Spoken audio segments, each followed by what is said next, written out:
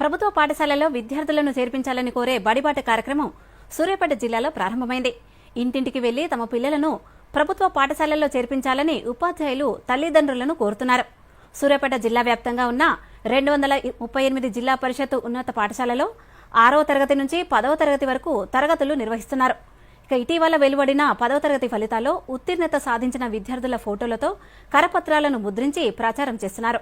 ప్రభుత్వ పాఠశాలలో హాజరు శాతం పెంచేందుకు ఇప్పటికే జిల్లా కలెక్టర్ తేజస్ నందన్లాల్ పవార్ ఆదేశాల మేరకు అధికారులు ప్రణాళికలు రూపొందించారు.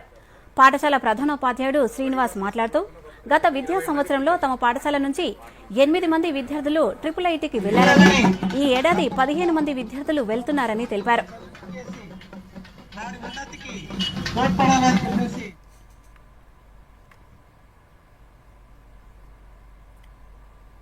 ఈ కార్యక్రమం దాదాపు 16 రోజుల నుంచి నడిపిస్తా ఉన్నాం. ప్రతి ఇంటికి వెళ్లి బడియుడు పిల్లల్ని గుర్తించి వాళ్ళతో మాట్లాడి ప్రభుత్వ విద్య క్వాలిటీ ఎడ్యుకేషన్ మేము ఇస్తామని చెప్పి వాళ్ళని కన్విన్స్ చేసి ఆ విద్యార్థులందరినీ మా పాఠశాల తీసుకురావడానికి మేము ప్రయత్నం చేస్తా ఉన్నాం. రాబోయే విద్యా సంవత్సరంలో మా పాఠశాల 500 మందితో కలకల్లాడే విధంగా మేము ప్రయత్నం చేస్తా ఉన్నాం. స్ట్రెంత్ పరంగా 2వ స్థానంలో ఉన్నాము. రాబోయే రోజుల్లో మొదటి స్థానానికి రావడం మేము ప్రయత్నం చేస్తున్నాం. ఖచ్చితంగా మొదటి స్థానాన్ని చేరుకొని సూర్యాపేట జిల్లా విద్యా విభాగానికి మేము ఒక దిక్సూచిగా ఉండడానికి మేము ప్రయత్నం చేస్తాం. ప్రభుత్వ పాఠశాలలో చదువుకున్నటువంటి విద్యార్థులకు అనేక రకాల అవకాశాలు ఉంటాయి.